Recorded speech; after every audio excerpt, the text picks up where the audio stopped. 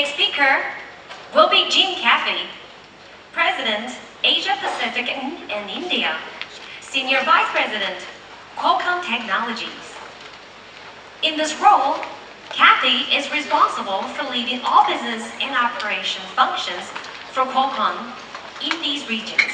So without further ado, ladies and gentlemen, please help me welcome Jim Caffey.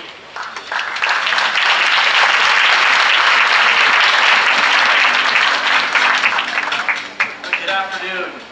It's a pleasure to be here. I will tell you, they told me that the conference was running a little bit ahead of schedule. They said somewhere around 15 minutes. So I came over early.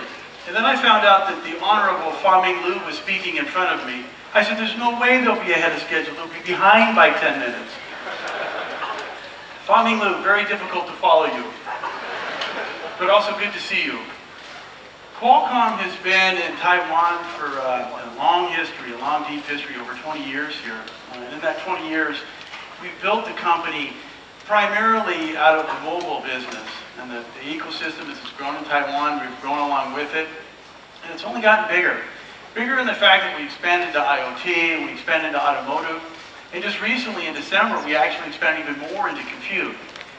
Many of you in the room probably remember that in December this year, both Microsoft and Qualcomm announced Windows 10 on a Snapdragon platform. Very compelling, especially when you look at the infrastructure that's here in Taiwan and the mobile technology that Qualcomm has.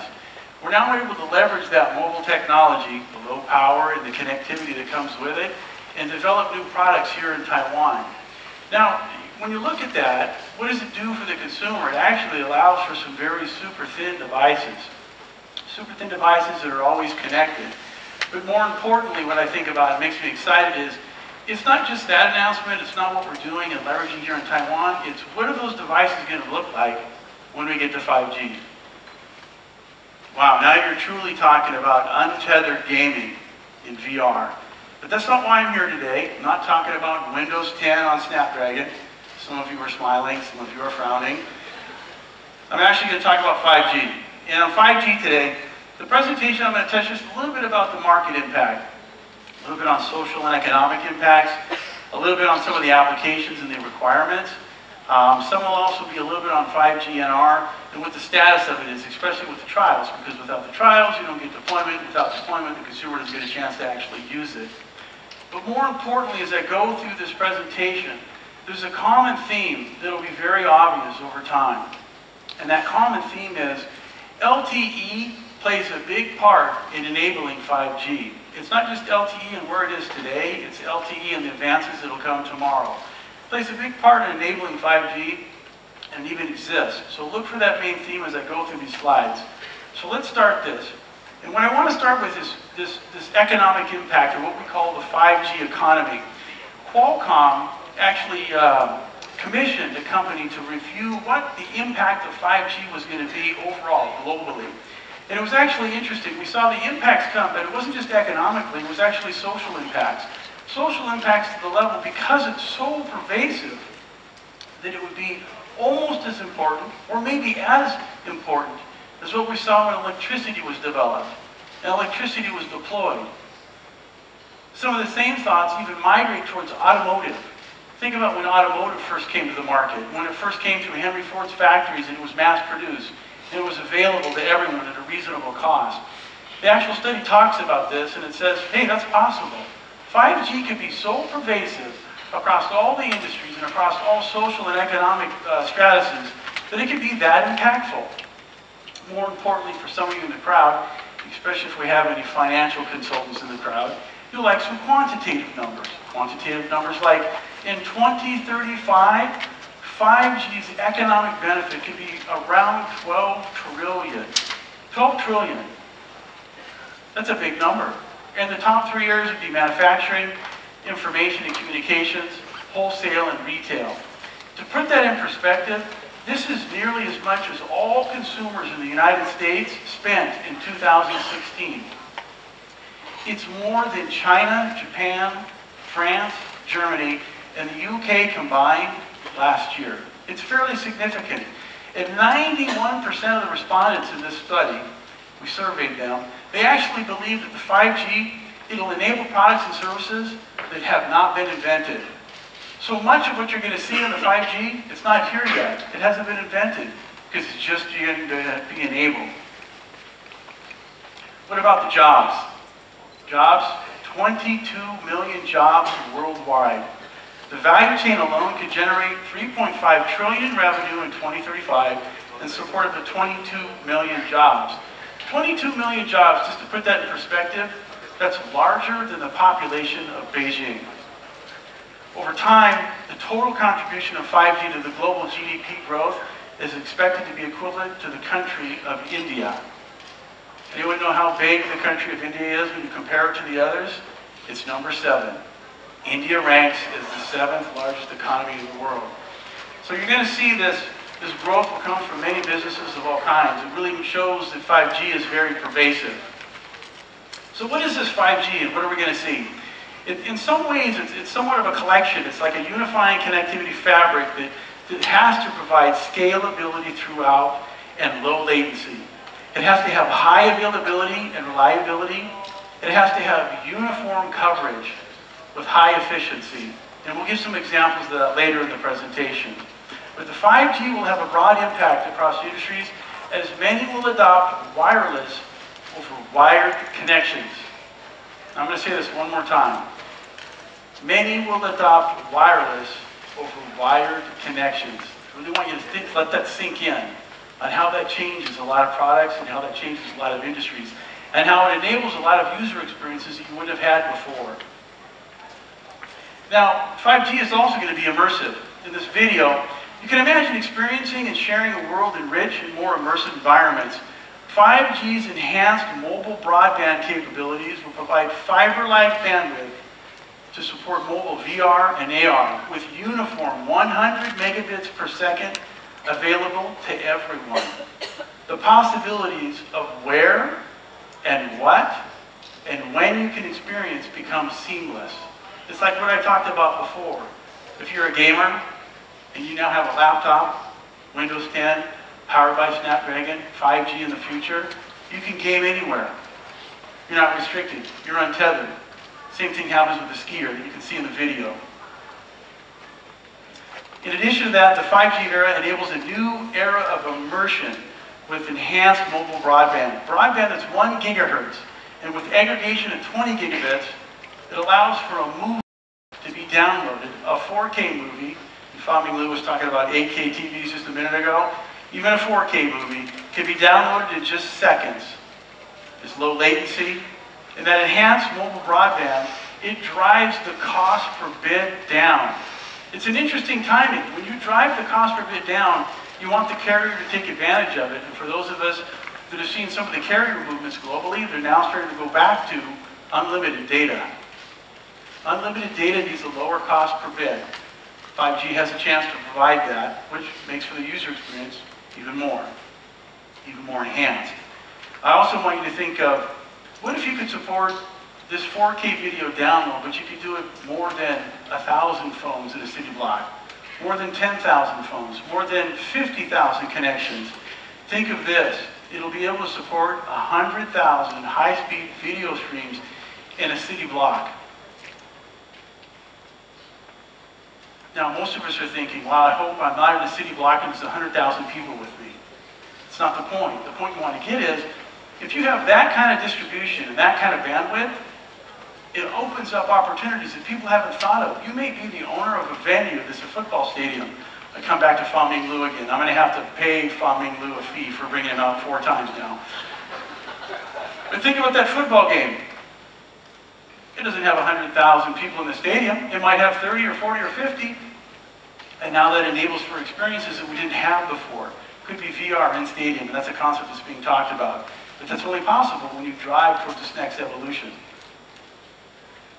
5G is mission critical. This somewhat speaks for itself, automotive.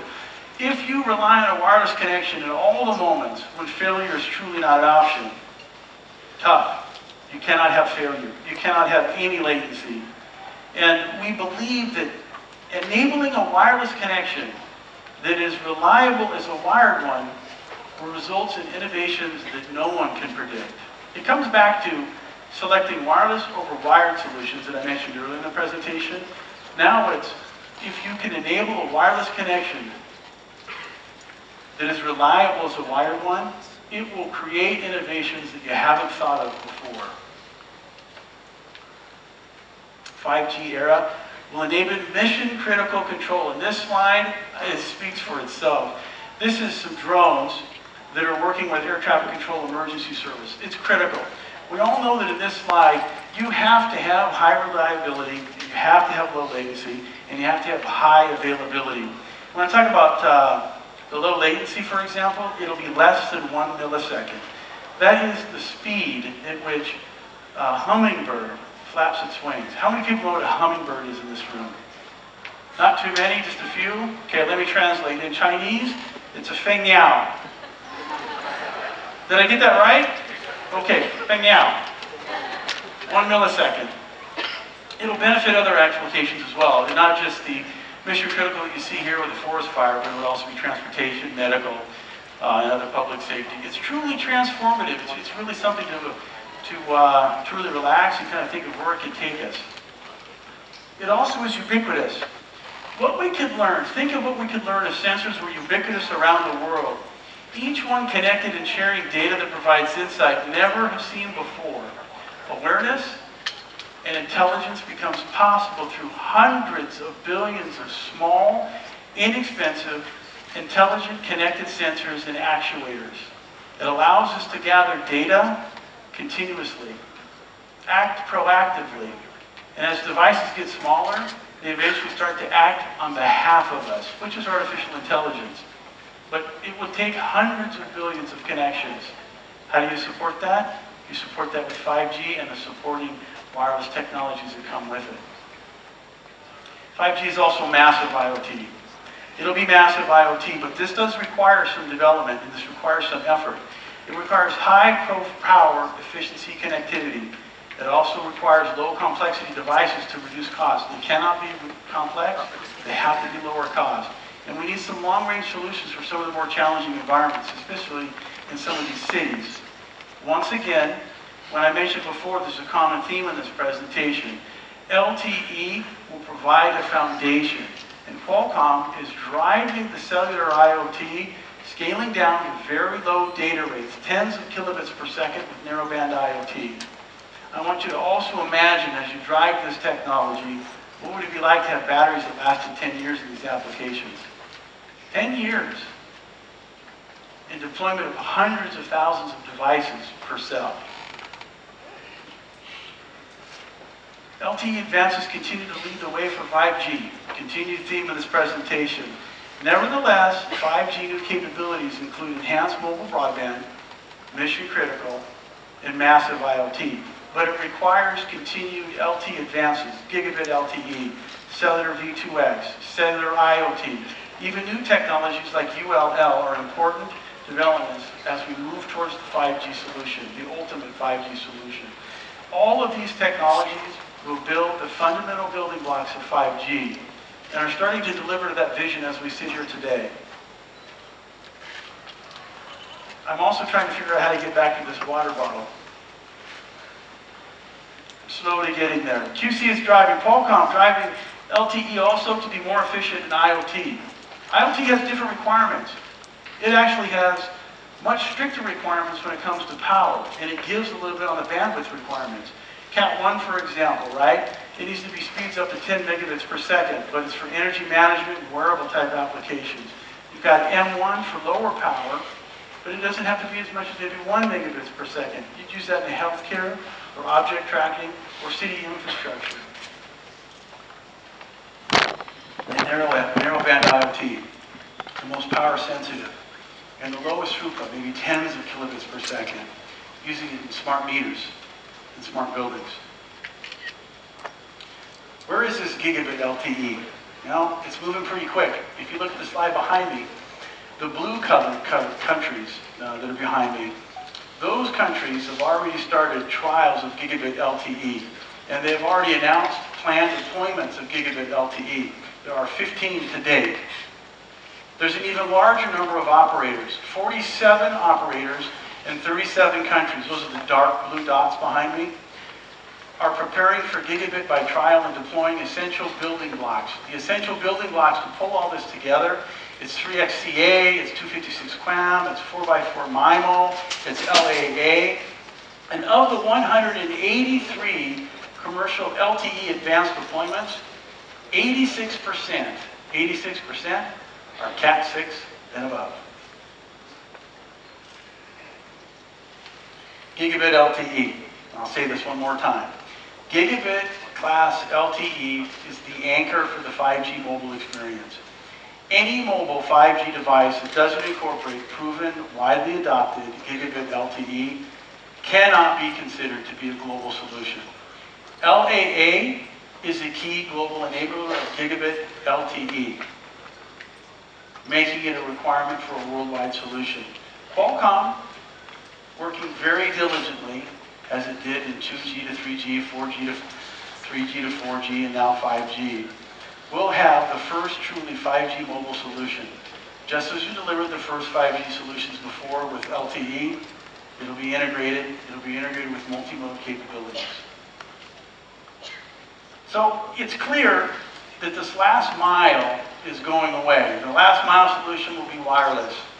But in order to make that possible, 5Gs need to get to be one integrated solution. At the beginning of the presentation, I talked about how it's a matrix almost, or a collection of technologies. 5G must integrate all these innovations into one cohesive system. Building upon existing LTE capabilities and infrastructure, a common theme for this presentation, LTE will continue to evolve to become part of the 5G platform. And the leadership of 5G requires leadership in 4G LTE. It also requires leadership in Wi-Fi. So I would be amiss. I would probably be ridiculed back home if I didn't talk about smartphones and 5G. This is very exciting, but also very challenging.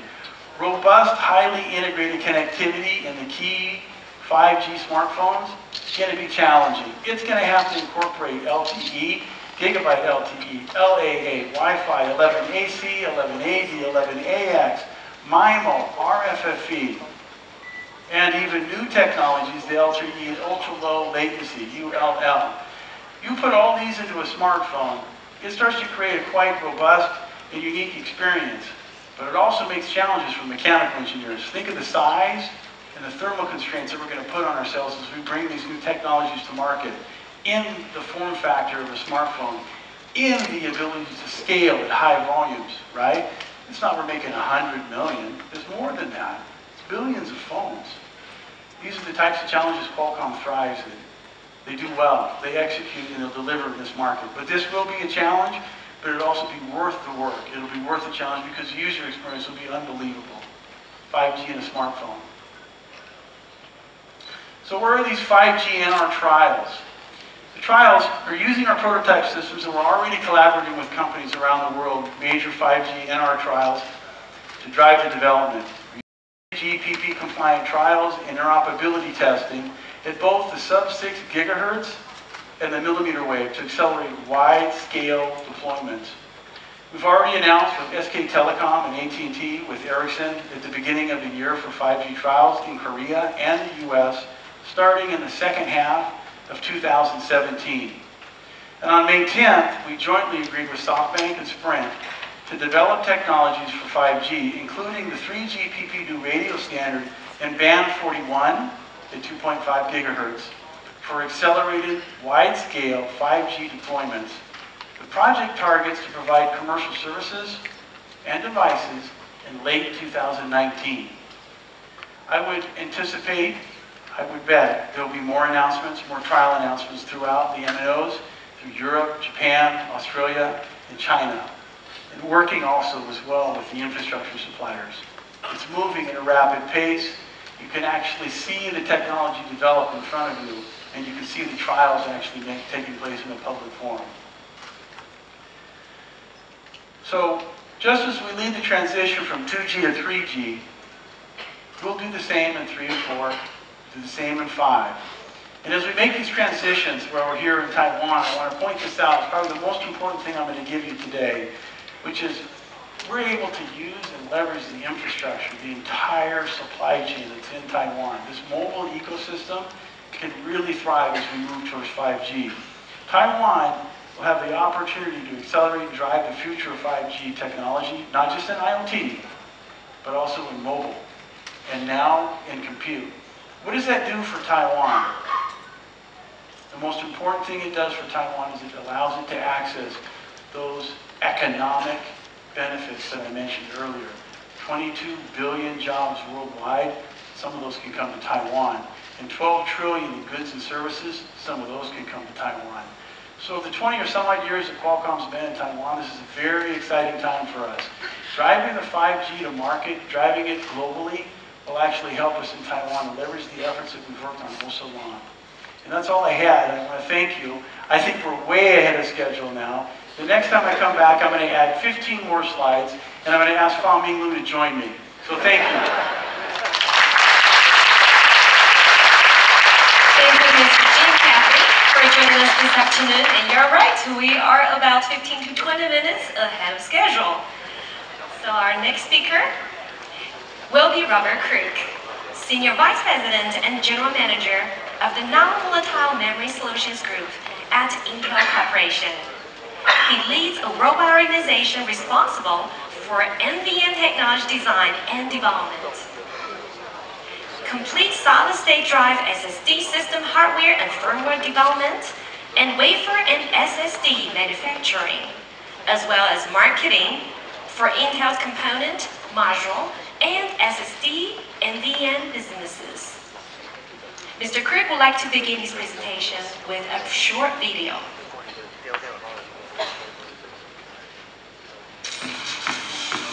For more than a century, the evolution of the automobile has stirred our imaginations and ignited our passions. But never in that long history has the industry faced a more important moment of transformation. A transformation that promises to bring a whole new meaning to the phrase. I wonder what this bad boy's got under the hood.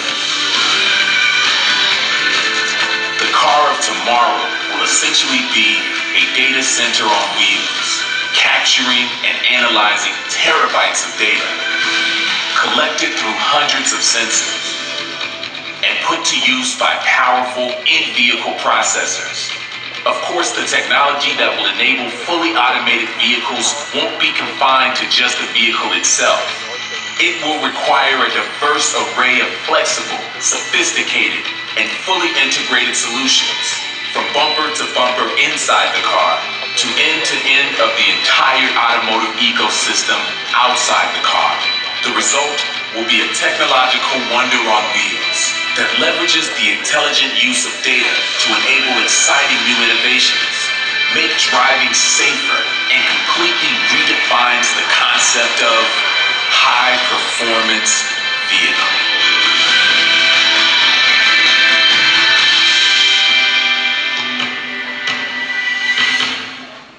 And ladies and gentlemen, without further ado, please help me welcome Robert Crook.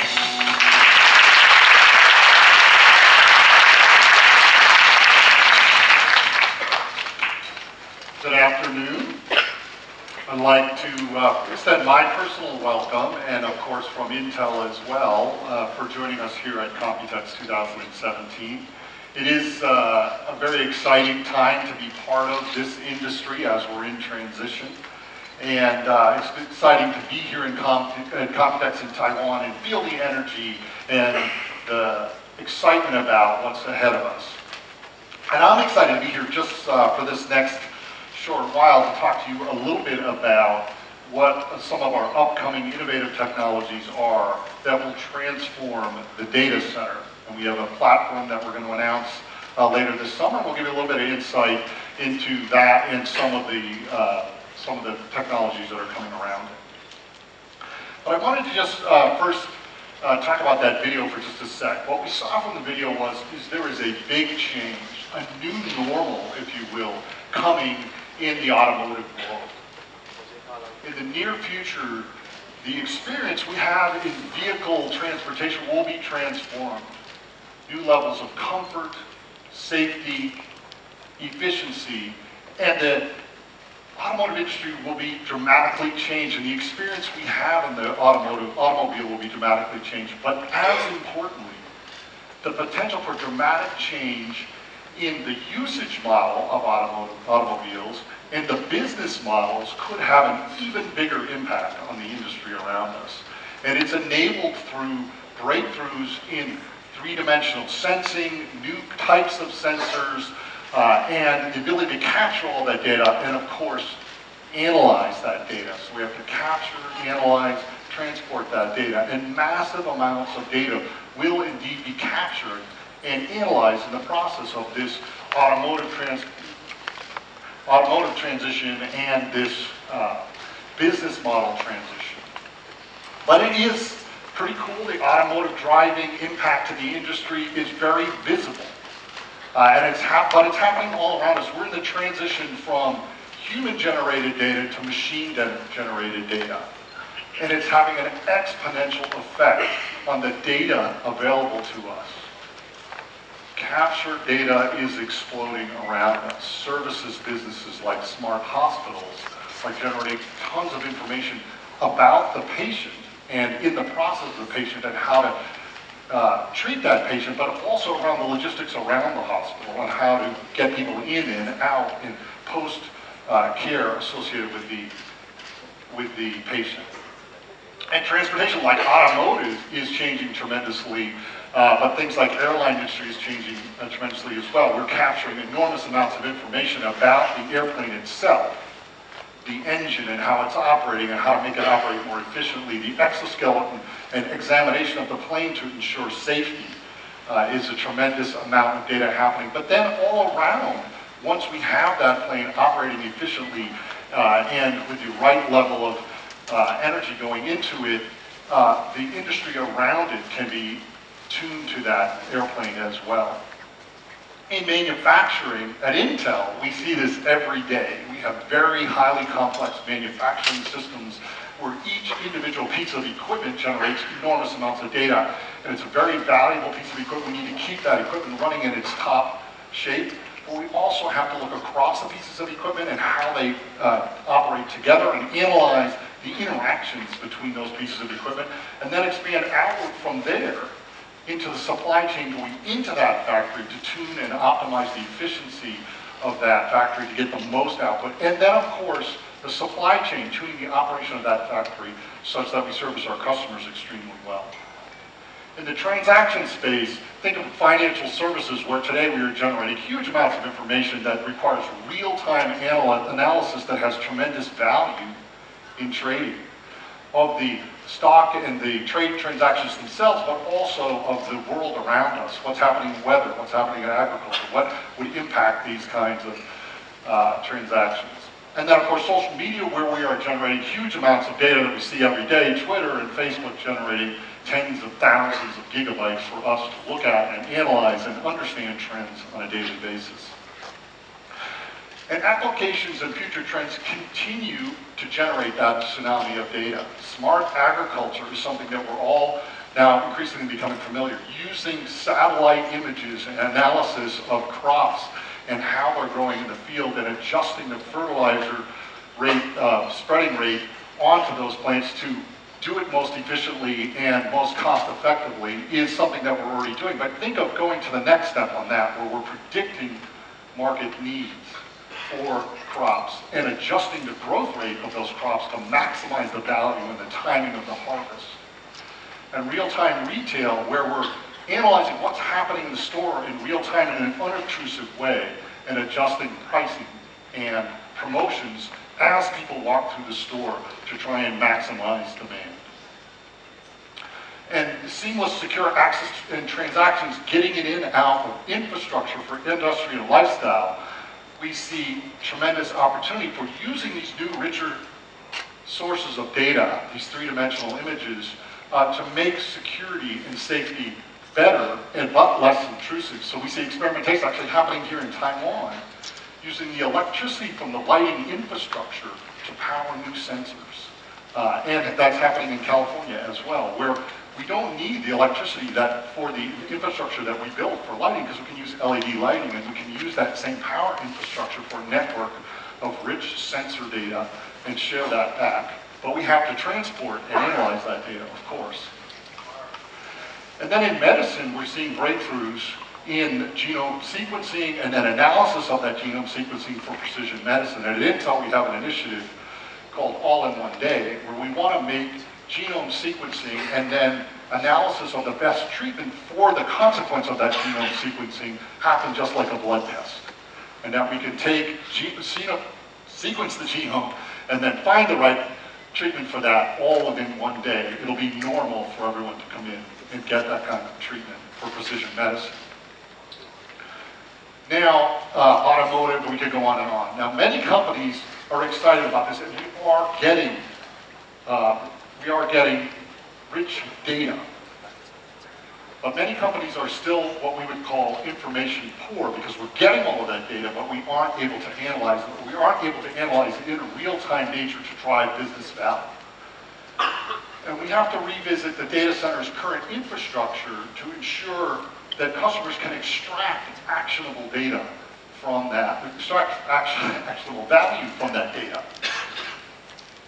And so we have to build a platform to create that foundation for them to transform their data centers from the legacy operations that they're living in today to modern data centers that enable them to be information rich.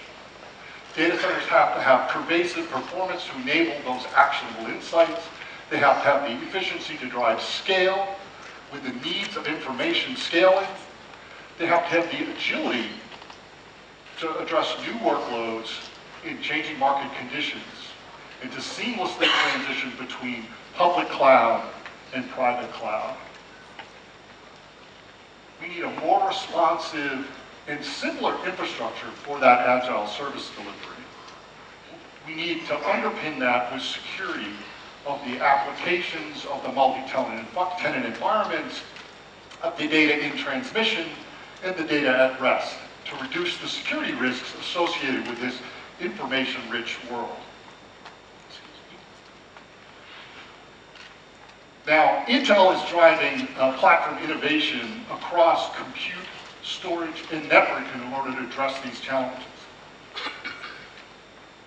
Because we believe we need to look at this in a holistic way. We cannot just look at one element of this networking, computing, or storage. We need to look at it in an integrated way. And mid-year, we are launching the biggest platform transition in more than a decade. We have a new core with new computing capabilities in it, with new caches, new die interconnects, new memory controller interfaces, more I/O. And it is a huge boost in performance. And that's to address the customer's needs for this platform to transition the data center. We've re-architected the platform, taking a holistic approach and offering synergies across compute, storage, and networking, designing, enhancing storage to unleash the CPU, but then enhancing the CPU to better directly connect to that storage. And we're creating a scalable processor family that enables a validation cycle across all of these offerings at the same time to help customers with validation and deployment.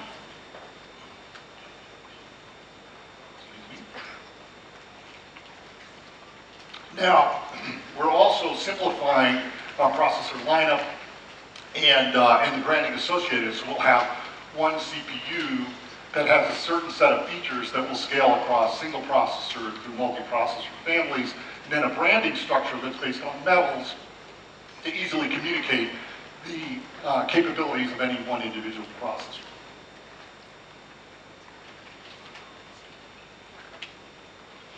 Now, that new scalable processor family will generate huge improvements in performance, up to 3.9 times higher virtualized workload throughput, and the number of VMs for a cloud data center. More VMs per server, better efficiency in a rack footprint, better scalability in a data center. Up to 2x the floating point operations per clock cycle with the new vector extensions, AVX 512. and up to 1.6 times the analytic performance than the previous generation processor. Now, excuse me. Now we will have higher per core performance.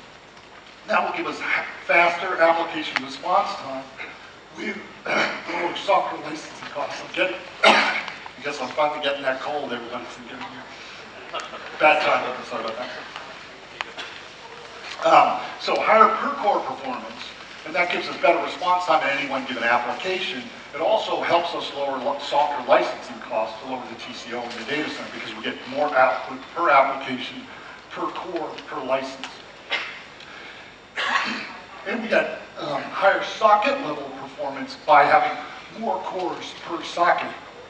And that helps us with increased multi-tenancy performance. Sorry, here we go.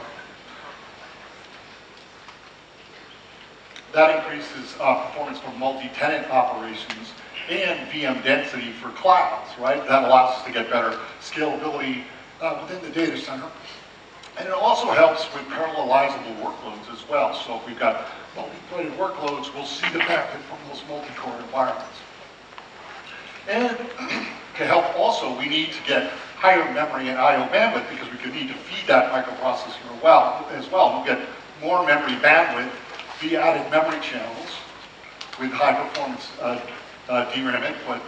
And we'll get more PCIO bandwidth versus the prior generation with more PCI lanes leading directly into the CPU. And we'll get new, richer chipset and I/O features with the new platform as well.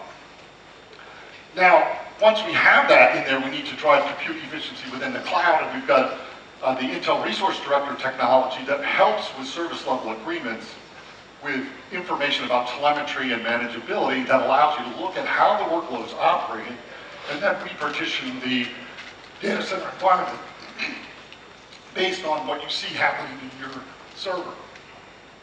And we've got new virtual management devices that allows us to better connect to those high performance data center SSDs that are directly connected to the CPU. And then for workload acceleration, we have the AVX vector extensions for high performance computing, analytics, database, and security applications. We have Intel Quick Assist technology, which helps with faster data compression and encryption.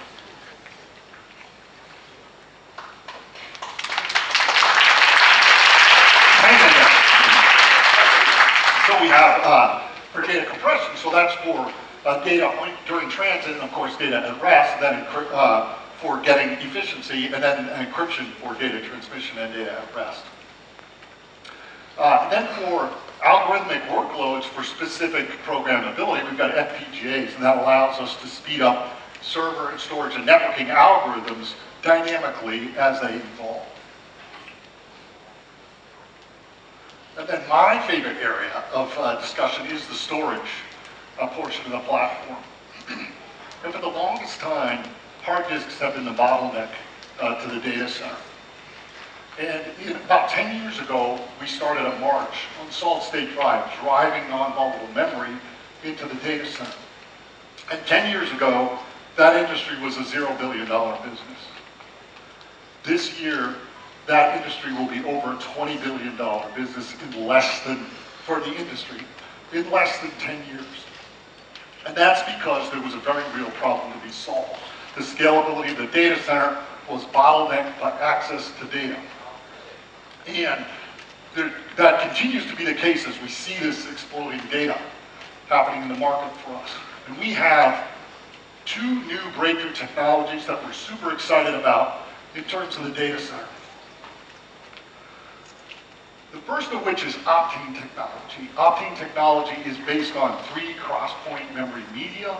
3D cross-point memory media is what it sounds like. It is a cross-point memory architecture that allows for very fast, non-volatile access to byte-level granularity of data. So we get very low latency access to data.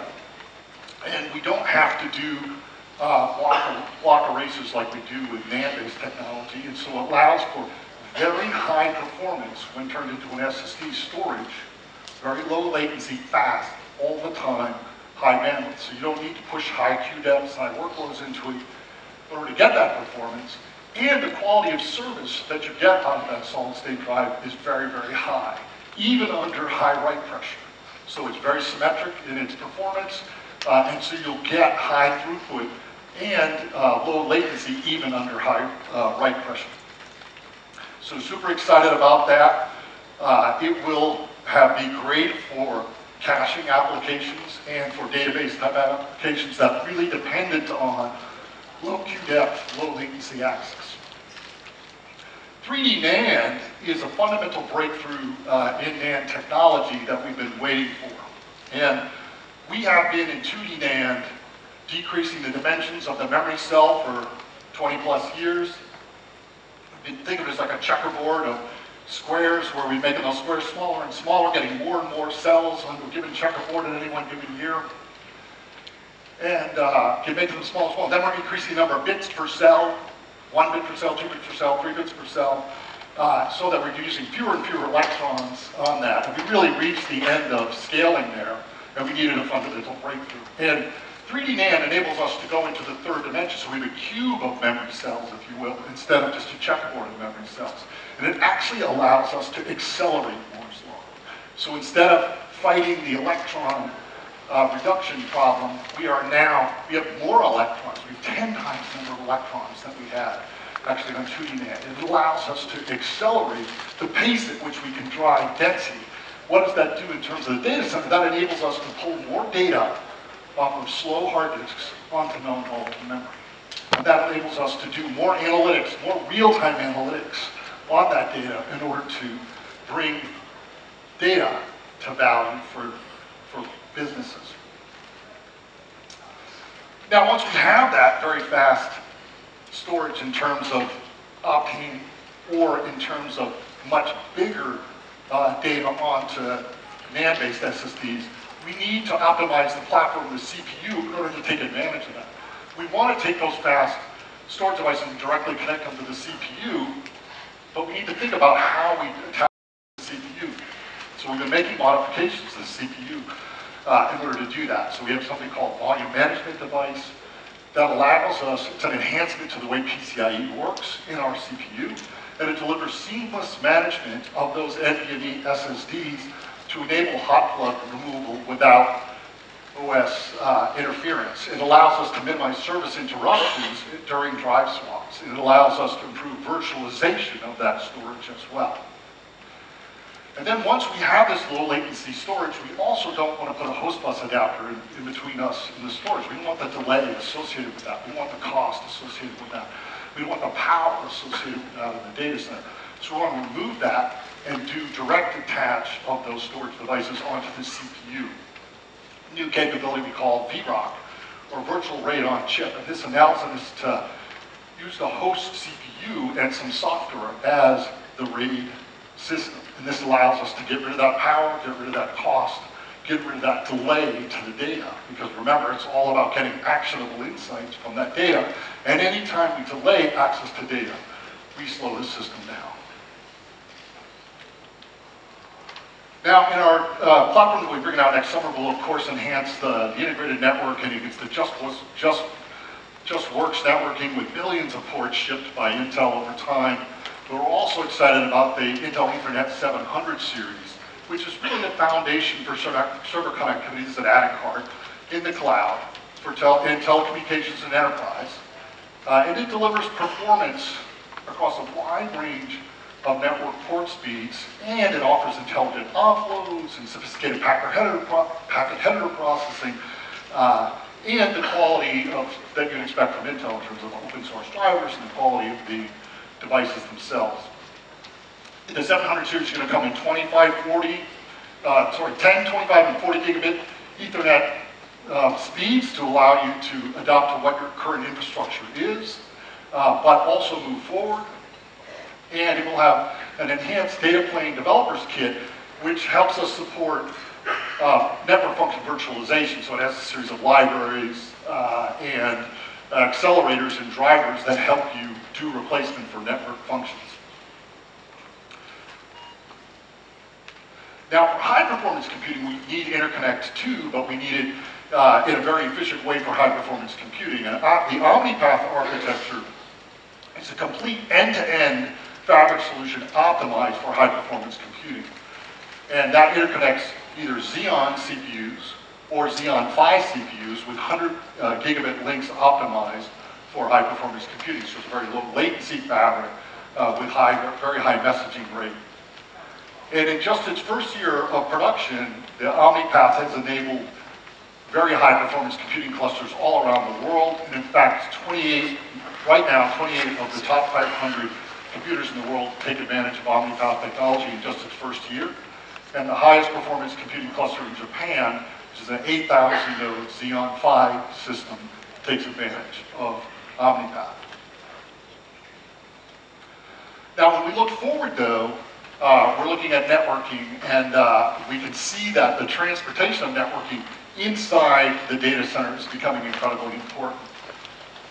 And silicon photonics is key there. We need the networking inside that data center to grow as well. Network bandwidth needs to scale seamlessly with low latency across the data center, not just locally.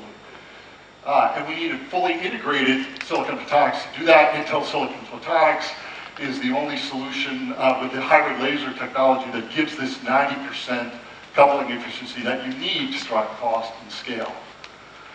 And the high-density optical interconnect really does deliver unmatched manufacturing capability for us that allow us to scale into higher bandwidths cost-effectively and efficiently. We're in high-volume production with this already with several cloud service providers who are using this across top of rack, to leaf, and to spine inside of the data centers today.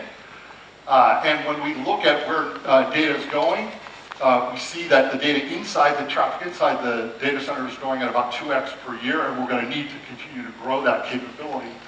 And we're planning on getting to 400 gigabit optics soon, and so stay tuned for more about that. Now, inside the data center, we know that there's specific algorithms that need tuning and with acceleration. We're doing a number of different things there. First and foremost, we have the Quick Assist technology that's inside the CPU. And it provides hardware acceleration for compute-intensive workloads like cryptography and data compression. And that enables us to get secure browsing and email and more secure search and data transfers and better security within the data center for multi-tenant operations. And for storage, it enables for real-time data compression at the CPU at line speeds and as well as secure storage. So we can do the encryption on the CPU and it's encrypted all the way through the data path to the storage. For algorithmic specific acceleration that we want to be able to reprogram over time, we're embracing field programmable gate arrays, or FPGAs, and they're targeted really at a broader set of workloads that are currently in lower volume, but can be dynamically customizable. And so we have the ARIA 10 and the Stratix 10 platforms that are available as discrete FPGAs, but we also have the ARIA 10 products and PCIe adding cards that can be used for accelerators within the data center. Now, for very specific high-performance computing workloads, we have the Xeon Phi product family. Now, the Xeon Phi product is actually not just a coprocessor, it's actually a bootable host processor that can boot and run the native operating systems on x86. And it supports massive parallelism and vectorization for those very high-performance demanding workloads. Each Xeon Phi processor has integrated memory on package, 16 gigabytes of memory, integrated memory on package with very high bandwidth connectivity because it's on the same package, but also 6 channels of DDR4 2400 and up to 72 cores per package, 288 threads, and with the AVX 512 floating point vector acceleration units as well. And all of that integration gives us a power-efficient architecture that delivers significantly more computing per unit of energy. And then when we step back and we look at that integration of that high bandwidth on-package memory and the OmniPath fabric simultaneously, it really topples the memory wall for us reduces the total cost of solving problems in high-performance computing and gets us to solve those solutions much, much faster. Now, to drive, we've got a lot of technology, we've got a lot of things going on in the data center, and we need to drive broad availability and access to the Xeon processor scalable family. And we have a builders program across cloud, network, and storage verticals. And we have actually more than 20 companies here headquartered in Taiwan that are part of this program.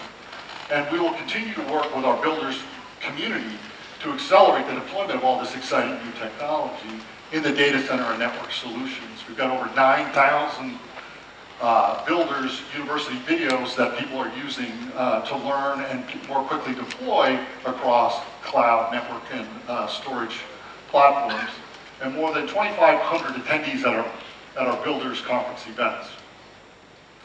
Now, as we bring on this new Xeon scalable processor family to market, we'll continue to work with this Intel Builders program to ensure that we can very rapidly deploy these new Xeon-based solutions to take full advantage of the Xeon CPU itself, but also how they integrate a holistic platform.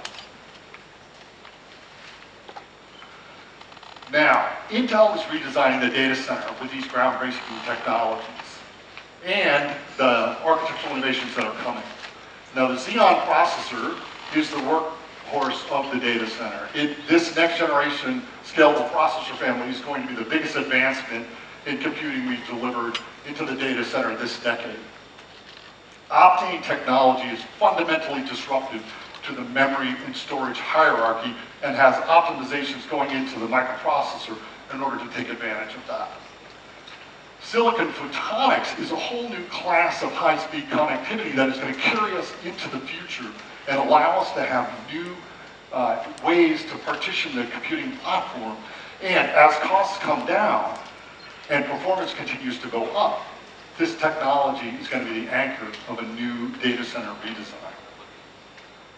And we need to view the data center as a high-performance, efficient, scalable, secure, and agile infrastructure based on these technologies. And we are going to work on a new design for the data center we call rack scale design. And it will lead with industry standards and align the industry on a disaggregated architecture that allows for more efficient utilization of computing in the way it's managed and executed. RSD, rack scale design, is a disaggregated hardware architecturally that fundamentally changes the way the data center will be managed, built, expanded over time. Software-defined infrastructure and cloud are doing great things, but they can only go so far. We need to step back and relook at how we architect data centers leveraging these new technologies. We want to be able to dynamically compose systems from hardware resources that are in pools and for the most efficient application for that particular workload that's happening in the environment at that time. So we're going to look at storage and memory and computing, networking differently, and be able to reconfigure them dynamically to optimize for a given workload. And we won't be able to refresh it at the rate we want to as well. We just recently did a study of some of our computing infrastructure inside of IT, and what we found that is if you're able to disaggregate the compute and storage and update according to their own cycles, right, as opposed to forklifting or replacing whole servers at one given time, you can reap tremendous cost savings. And what it did was, it looked at our existing server infrastructure in that particular area, which was a bunch of blade servers. And if you refresh those servers by replacing the blades only, but you keep the rest of the chassis itself, along with the networking fans and switches and power supply, you save about 17% in the TCO of that environment over a full acquisition refresh. But if we looked at it from this disaggregated view, we could save up to 44% by refreshing only the elements that we needed to that were relevant to the workloads we were using. Now, rack scale design is an industry effort, and we're working with many of the key vendors here in the industry, particularly in Taiwan, of course, Quanta and WeWin, and being great examples of that. DELL, of course, who was speaking here earlier. And the potential for the value of industry alignment around management standards and vendor interoperability that comes with this kind of change is enormous. And there are many OEMs, component suppliers, software vendors, standards bodies that have joined us in this shared vision of redesigning the data center from the ground up, and we're looking to engage all of you in that journey as well. Now, at Intel, we are working with the industry to drive new technologies, new platform capabilities to leverage those technologies and make them work better together. And then tops down, looking with the industry on new data center designs. How do we take advantage of these technologies in ways that provide information-rich environment to our customers? And the opportunity for those of us together for business acceleration and transformation from a data-rich environment to an information-rich environment is there for our taking. We have the technology, the world is ready for this kind of transformation, and we can do it together. Thank you, and enjoy your time.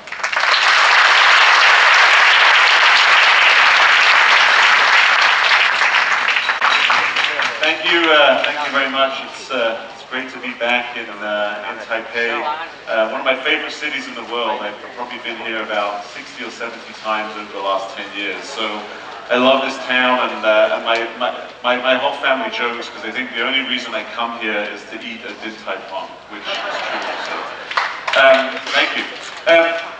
It's been a fantastic afternoon, so I appreciate you sitting through one more presentation. I was sitting in the front. I've learned a lot over the last couple of hours. It's always a little nerving when you get up here after such great presenters, because I always know that I'm not going to be the best presenter. I always know that maybe I won't have the best presentation material. I know that I'm never the best looking presenter, but I always feel safe that I know I'm always the tallest. So that makes me sort of feel good about myself. I want to talk about the edge eating the cloud. But let me start with a little bit about what is IoT, because I know we've spent lots of time talking about the definition, and I don't bother anymore, and I know we've spent a lot of time today looking at numbers of how many billion connected devices, how much data it's going to create, so I'm not going to bore you with any of those details. I think the previous presenters did a fantastic job at showing how big it is and how impactful it's going to be. But when I think about IoT, do I think about it as a business model? Well, yes.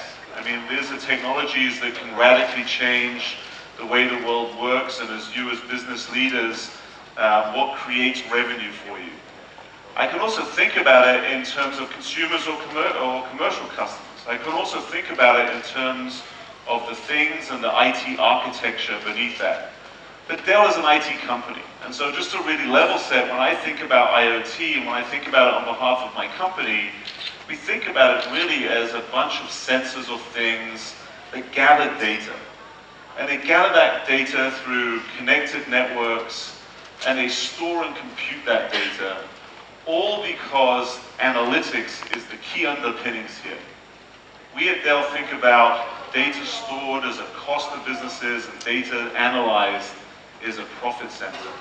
So I just want to sort of level set that this is really all about analytics. It's about how do you take the data from the things and how do you do something with it for the benefit of your businesses. I'll point out first of all that this is not new. I often got accused as an IT company, we stand up and we talk about IoT like we invented it as an IT community over the last couple of years because it's become this huge buzzword in the industry. And we know it's not new. In fact, I was doing some research the other day, and machine to machine has been around for over 100 years. In the 1910s, 1915s, machines were already starting to communicate with other machines. And then you look at what happened to telephone networks in the 1940s. They started to have sort of digital displays and caller identification networks, and then SCADA networks in the 70s and 80s. And some sort of fun facts. I took a look and try to figure out where the term IoT first came from. And it originated in 1999, so 18 years ago. A fellow Englishman called Kevin Ashton, who was actually working at Procter & Gamble at the time, came up with the term IoT. So even 18 years ago, we were already batting this term IoT around in the industry. And even before that, in 1990, was the first sort of consumer IoT product was showcased, and it was a toaster. So you put bread in it, and it made toast, but it was connected to the internet.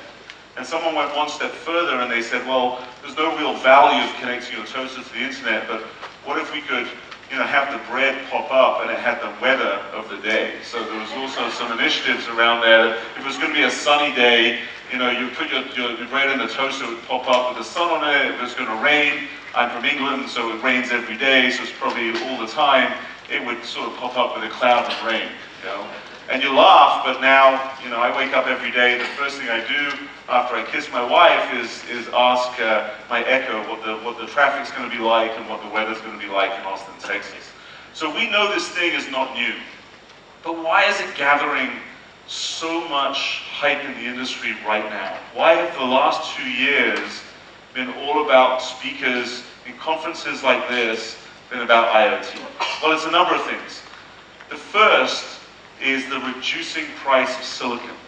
The fact that we now have silicon we can put in places we never could before at a cost point that was impossible 10 years ago is really, really driving one of the key drivers to it becoming such a popular theme and really, really starting to work out. The second is, as we talked about up here, is networks. So let's say you can get silicon in the places that you wanted at the right cost point, but you had to sort of hardwire Cat5 Ethernet cables to it. You can imagine that wouldn't be possible. So the second big theme that's happened over the last 5 or 6 years is really the sort of ubiquitous, wireless everywhere that has allowed these sensors to be placed in places never could before, and to have the ability to extract that data out. So I think everyone knows those two things are key drivers, but I think there's a third and a fourth one. The third is, believe it or not, the cloud. When I started in the IT industry, wow, probably 25 years ago, I remember the cost of getting a single application up and running in an organization was 30 or 40 or even 50,000 US dollars. You had to buy a server. Every server could only run one application. You had to put that server in a rack in a data center. It had to connect to a top-of-rack switch. You had to have, countless people to go off and work on the network, work on the OS. It was just very, very expensive to get a single application up and running, to even start to do work that you wanted to go off and do. Enter the cloud.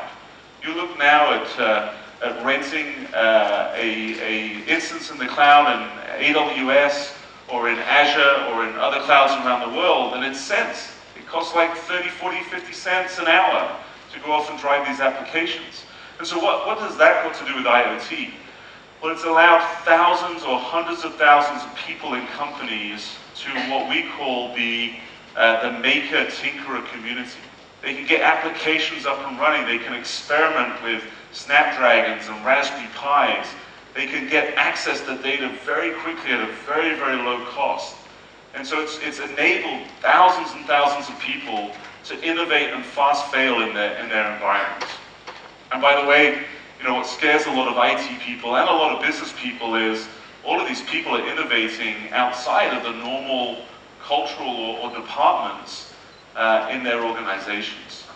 And then the last one I'd say that's really accelerated it is this whole notion of data scientists. We've been investing in lots of our companies over the last 10 years on data science and big data, and understanding as IT professionals, but as business owners, how do you take all of this data and actually make use of it? And so we started to hire data scientists, and data science has become a well-established piece of all of our companies. I think that over the next 20 years, people always say, do we need more data scientists? And Actually, the tech is going to get so smart that the data science will be done itself. And really, you're back to finding the right people in your business that can ask the right questions of the data. But it's not new, but it's here today. And it is transforming our world. And I think about it as the nervous system of the next generation. So as we get sensors and intelligence in every single thing around the planet, if you look at those 40, 50, 250 billion things that will exist, and it will start to give the world a nervous system. The world will become, the physical world around us will become alive. Just think about this. Every time I get up and do one of these keynotes, I think about all of you in the audience giving up your time to listen to me, and I think about all the seats, right? So everyone's sitting on a seat, some people are standing, most people are sitting on a seat. What if we had a sensor in each of those seats that could predict or could analyze the shifting patterns of you on that seat, and you could tell me, it could tell me up here how many of you are bored and want to leave, right? So I could have a little dashboard, you know, right here with these two monitors. It could say, hey, the right side of the room is bored, they're sort of going to sleep, they're shifting around, the middle's really happy, you know. But you sort of get the understanding that we sort of move from this physical world to a really intelligent world, and that gathering that data used at the right time will really start to enhance the world we live in. We've all used this example 2 times today. I live in Austin, Texas. You're all welcome anytime. Please come see us. And I just sort of calculated exactly, you know, how much data was collected on the plane that I flew via Dallas and then Narita and then here. And it's probably about 60 million data points. 60 million, maybe more. And all of that data now is used, you know, hopefully to keep, one, the airplane flying. We all like to go on airplanes that don't crash. But 2, to drive things like fuel efficiency. So if you can have a 2% saving of fuel on one single plane for a whole year, you can save about $20 million of fuel. So real examples of how gathering this data and actually figuring out how to use that data leads to real business benefits. I spent a bunch of time with a lot of jet engine manufacturers in the last couple of years, and here's another thing I didn't realize, is that most jet engines are serviced on a regular interval. Every 10 hours you do this, every 100 hours you do this to the maintenance of that jet engine, every 1,000 hours you strip it down and rebuild it, whatever it is. But then they were telling me now, through gathering of data on all of these engines, you can sort of tell that if you're flying a jet in the Middle East, in Saudi Arabia, where there's lots of sand, you need to service your jet engines more regularly than if you're flying planes in Alaska, where there's no sand and the air environment is better. So again, this whole notion of how can we use data and really drive business benefits is increasing. Here's the reason why people should care. You know, because I get a lot of like, so what, that's not about my business, you know, how does it relate to me? But 33% of companies are going to be disrupted by this digital technology. And I sort of go down to the bottom statement here, half the companies, 50% of the companies in the Fortune 500 have disappeared in the last 17 years. And if you go and really analyze that, it's because of digital disruption. Maybe not IoT, but it was definitely the birth of the internet and the profound effect the internet had on what companies did and who the leaders were in the world. Access to capital, access to money no longer became the primary reason that companies were in the Fortune 500. It was access to technology, utilization of technology, and access to talent, i.e. IT and technical talent driving those organizations. And so, you know, we think about digital disruption, and when some key names come up, anyone who heard of Uber, Airbnb? So who would have thought even 5 years ago that the biggest taxi company in the world would own no taxis? Who would think that one of the largest and fastest growing hotel chains in the world would never own a single hotel room? This whole notion that you can sit back and wait is absolutely a myth. You have to understand that all of these IoT technologies are going to massively disrupt. So let me talk about the sort of title of my presentation. So when I got into this business a couple of years ago and got asked to lead it for Dell, I was under the same impression that all of this data, the 30, 40, 50, 250 billion devices out there, the things, were going to send data directly to the cloud. And we know that that is not the way the world is working. So let's talk a little bit about the edge. What is the edge? There's no formal definition. The way we think about it is the place where the data first gets created or very close to where that data gets created. So you think about factory floors, you think about the smart manufacturing that Foxconn talked about, you think about the robot itself, you think about the drone. All of these are at the edge of the network as far as we're concerned.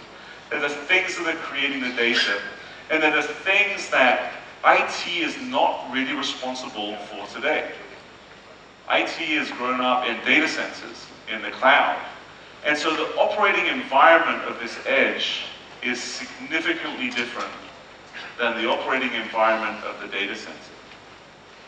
And the operating environment is different in a number of key ways. The first is that the protocols that it uses to create the data and transport data are very, very radically different from the IT world that applications live in. There's BACnet, there's Profinet, there's CAN bus. There's so many proprietary protocols that people are using. So the first is the data that's created, the protocols that the data travels over, the types of data is radically different than what a lot of IT people know today. The second major difference is where these things live. Where do they actually reside? Where are they used? And they are in what we call dark, damp, dungy, and dangerous places. This is compute that is in mines. It is compute that is in elevator shafts. It's in boiler rooms. It's on ships. It's in airplanes. The environment becomes massively important when you think about the edge. It's either extremely hot or extremely cold. It's very prone to dust. It's very prone to humidity.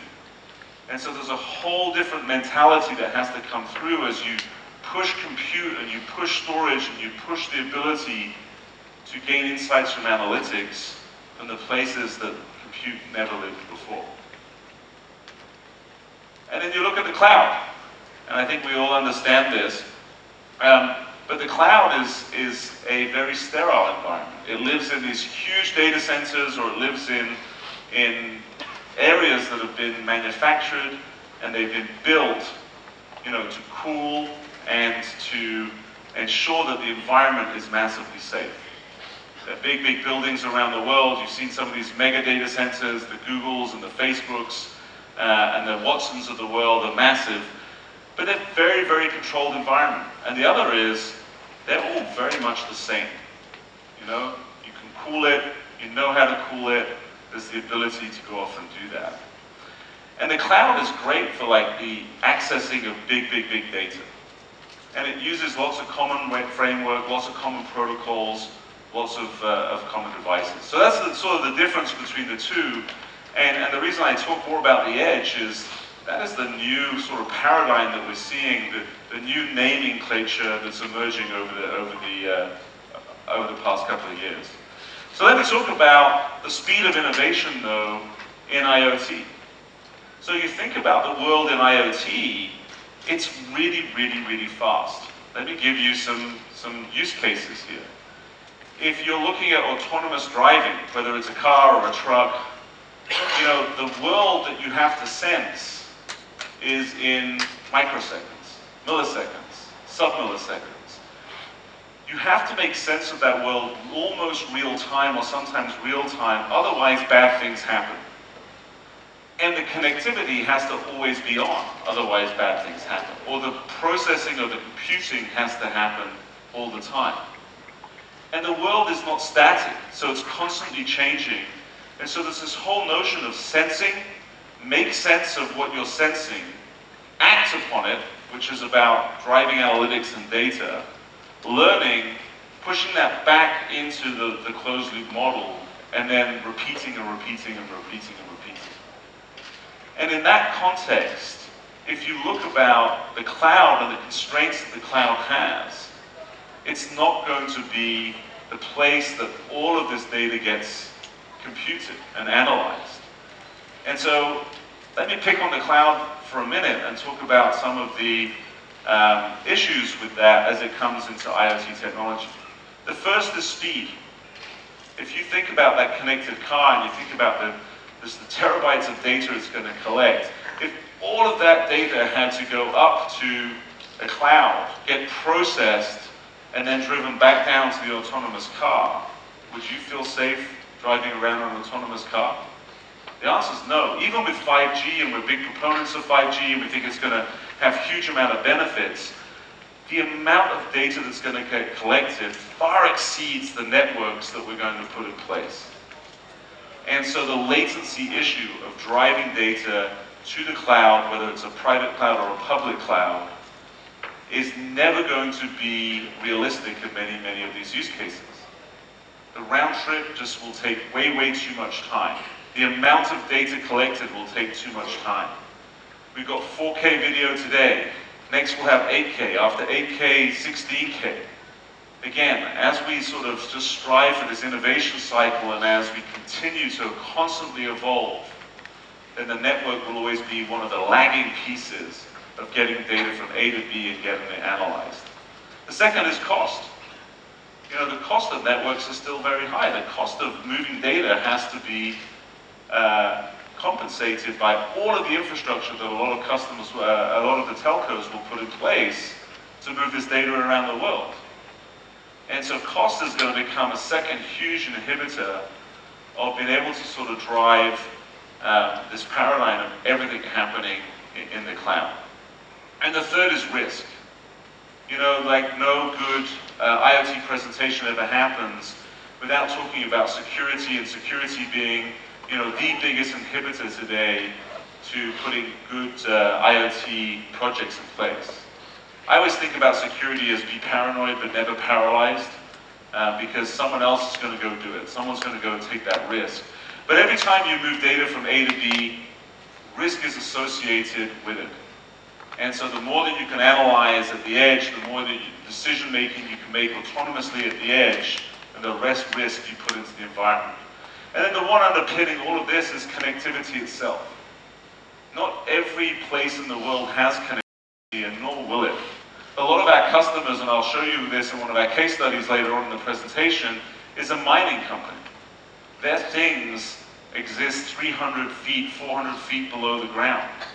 There is no wireless technology there that they can seamlessly get the data out of those things into somewhere else. So I think what you'll see happening is the cloud will sustain itself. There's always a use for it. There will always be cloud computing. It will be a massive part of an IT architecture for the Internet of Things. There is the need to analyze all of this huge data. But the edge will really start to expand. You know, you'll see more and more companies looking at how do I understand the difference of processing at the edge and the cloud? How do I use both of those in tangent? How do I ensure that I process the right amount of data at the edge, wherever that edge is for you as a customer? And then which data do I take to the cloud? Which type of analytics do I do in each of those places? And I get asked all the time, well, what is the answer? And the answer is always, it depends. It depends on your use case, depends on your things, depends on your network setup, depends on your risk profile, depends on your latency requirements. It depends. And so there's never one answer for the IoT or the infrastructure or the architecture put below that. But I do think that more and more customers are going to have to understand how they push compute and how they push that analytics down from the cloud and into the edge. The other interesting thing is, you know, these two words we've been hearing a lot about, artificial intelligence or machine learning. And so when I think about machine learning, I think about it really as sort of the ability to make sense of the data without someone programming, hard programming or coding the instruction set on that device or that data set.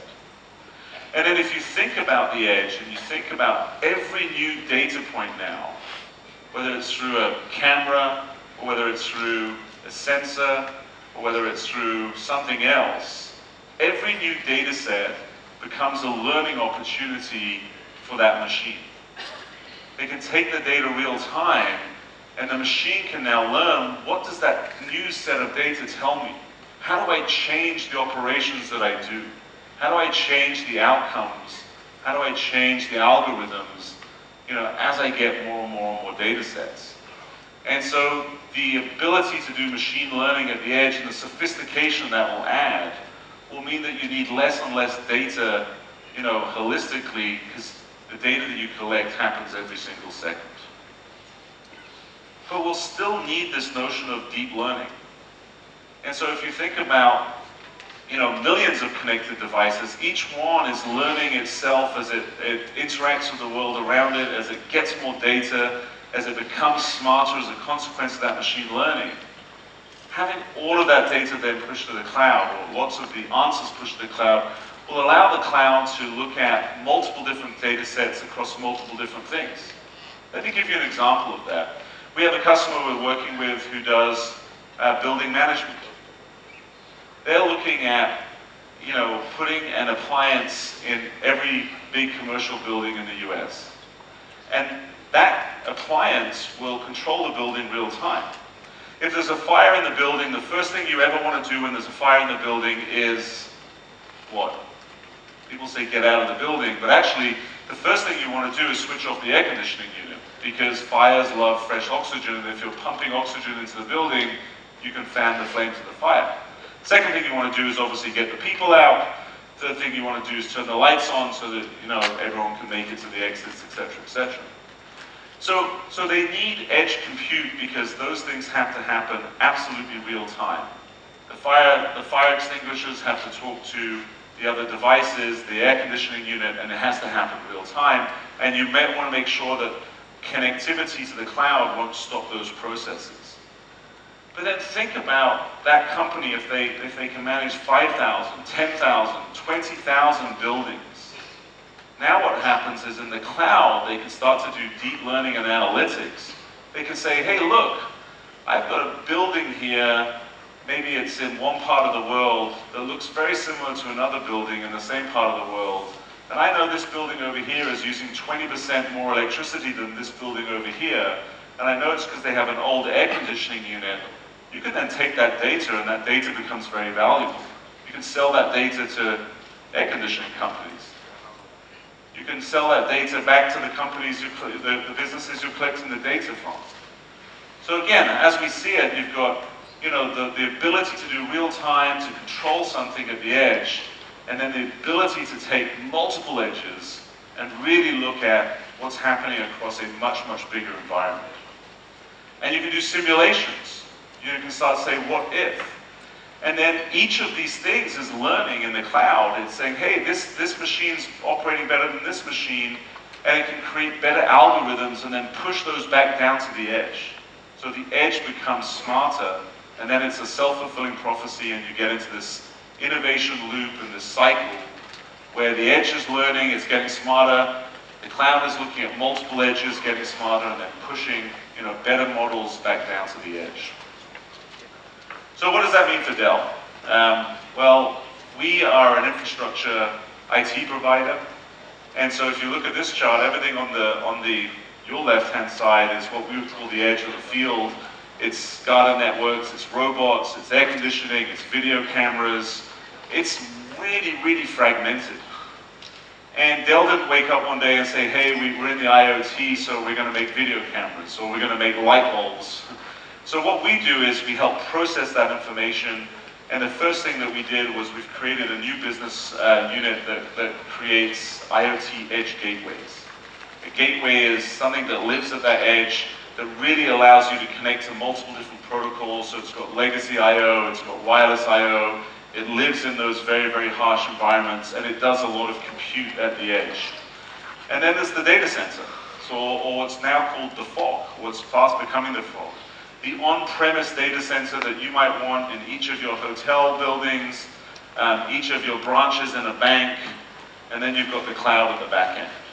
And Michael Dell talks about the cloud not in terms of a place to do computing, but a way of doing computing. So when I talk about the cloud, I'm not just talking about public cloud, I'm talking about private hybrid cloud as well as public cloud.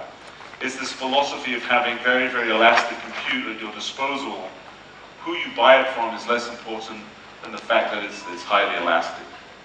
So let's talk about some case studies.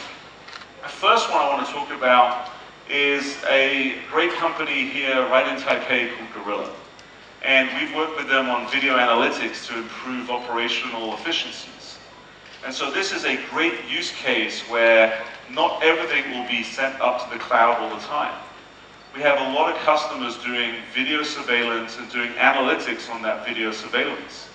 If you think about that 4K video streaming live all of the time, think about 8K pretty soon, and just imagine how much data that is actually collecting real time. And most of the time, it's just data. It's not useful. It's not good information. It could be a camera looking at a road on the street, and there's no cars, there's no people, nothing is happening in that environment. So shifting all of that data up into the cloud is just going to create cost, and it has no value whatsoever. But with Gorilla and their video analytics, think about this now. They can constantly be looking at that world, analyzing that data real time, and when something happens that's significant, they can send the right data up to the cloud. Hey, I see a car that's on the watch list. I know where the car is, I start recording, I can see who's driving it, I can zoom in. That is real data that's actually valuable. If you think about all of that data shifting straight to the cloud, then it would probably become a solution that's feasible technology-wise, but not feasible from a cost structure. Improving healthcare. It's another great example of a customer we have in Thailand. And they realized that with an aging population, healthcare for those aging people becomes very, very important. And what they found was that a lot of people in care homes in this particular city that are trying to do sort of a bigger smart city initiative realized that a lot of people were going into primary hospital care when they didn't need to. And so in some of these homes that they have for older people, they equip them all with a sort of smart wristband, and then all of that data from what they were doing, had they fallen over, if they fell over, did they get up very quickly, or, because oftentimes, if you fall over or it simulates that you fall over, you're actually fine. And then all of that data was streamed into the edge, on the gateways, and then it would sort of constantly process when it felt someone needed to go into the hospital, and then it would tell the hospital to send an ambulance. They would send an ambulance to the old people's home, and they would then take them to hospital when they really, really needed that care. Otherwise, what would happen is, people would just sort of end up in the hospital when they didn't need to go there. So, great example of that. Same with Philips. So this is a Philips case study in China. And what Philips found is in their medical business is that a lot of their legacy devices weren't connected. And so what they had to do was they connected up the ICU, the intensive care unit, and then a lot of that data had to be processed real time at the edge. These were, X-rays, they were very, very, large files, lots and lots of data. To actually get that out of each of these medical facilities back to the cloud, then do all the analytics and back again, or especially in an intensive care unit, again, real-time decisions have to be made to go off and save lives. Another great story is a Scottish company that we do business with called the Weir Group. And the Weir Group is interesting because they are a mining company. Well, they're an engineering company, and one of their divisions does mining. And so they actually supply heavy mining equipment to many companies around the world. And so if you think about where mines are, they are not in nice places. They're in very remote, very rural locations, very, very hard to access. And what we have figured out was that they only knew when their machines were broken when their customer called in and said, hey, one of your machines is broken, can you please send someone out to fix it with a new part?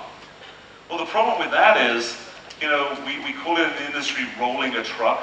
So something breaks down, I get in a truck and I take the part and I go fix it, and you know, in some cases that's an hour, some 4 hours, in other cases a day. But now think about these parts all over the world, in a mine in Western Australia, in a mine in China, in Western China, in a dam in Peru in the mountains. This isn't jumping in a truck. It usually is jumping in a helicopter and taking the part with a very skilled person to where the piece of machinery is broken down. And what the Weird Group was experiencing is they would put someone in a helicopter, they would go to the machine to fix it, and they had the wrong part. And so it's pretty expensive when you have to jump back in the helicopter, you know, go back. And so what they found was customers were unhappy, losing millions, sometimes millions of dollars a day because their operations were disrupted. Their technicians weren't happy because they wanted to be fixing stuff, not spending time on helicopters. And so what the Weird has done is they've put edge intelligence at each machine, or starting to go through that process. So now they have sensors on all of the machines, and those sensors can now tell the technician exactly which part is broken and which part to take.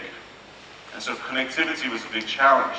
The next step is then to do what's called predictive maintenance. It's still disruptive for their customers that the part breaks, then they know at least which part is broken so they can put the right part, the right person on the helicopter.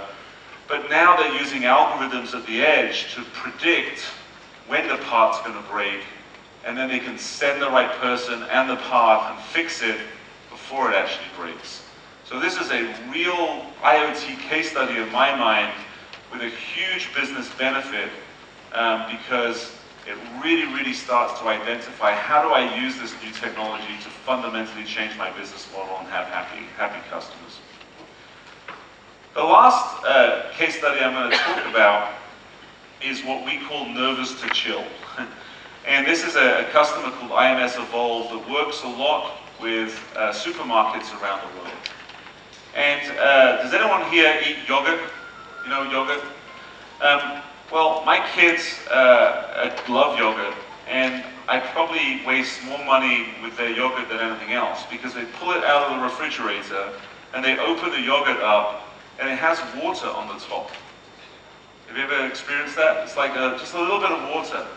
And especially my daughter, she's 16 years old, and for those of you that have 16-year-old daughters, she goes, ugh, throws it away. And I'm like, just stir it, you know, just if you stir it up, then it's fine. And she's like, no, it's bad, and throw it away. And so what I found out, this is the great thing about my job as well, you learn a lot about lots of industries. What I found out was the yogurt's not bad, it's just stored in the refrigerator at the supermarket way too cold. And so when it's stored cold, it forces the water out of the milk, and that's why it creates the film. So I was wondering why they did that. Why do supermarkets do that? And the main reason that they store everything too cold is they don't want to poison their customers, which is a good thing, right? But they call it food safe or meat safe temperatures, so they store everything way colder than it needs to be. And so there's a number of issues with that. Number one, customers are unhappy, like me, because the food looks like it's not good. Same with ice cream. If you ever get ice cream that's stored too cold, it has ice crystals on it. The second is they're actually using way more electricity than they need to, because they're forcing the refrigeration units way too cold. So we've been working with this company called IMS Evolve, and the reason they do that is they don't know which product is really in which part of the refrigeration in the store. So they just say, okay, dairy products, too cold, ice cream, really frozen. And so what IMS do is they actually use video analytics to see exactly what product is in which part of the refrigeration unit, and then they set the temperature of the refrigeration to the exact right temperature for that product. And so now you have customers that are happier because the product looks great, customers that are happy because you don't poison them, that's always a good thing. And then their facilities people are happy because they use less electricity because they're now running the refrigeration a little warmer than they did before. So another great example, but all of that has to happen real time in the store. And so a lot of that happens, that compute actually happens at the edge and not back in the cloud. So that's a sort of great case study. I've got a minute left, and so I'm going to wrap up with one last slide. And I love nature.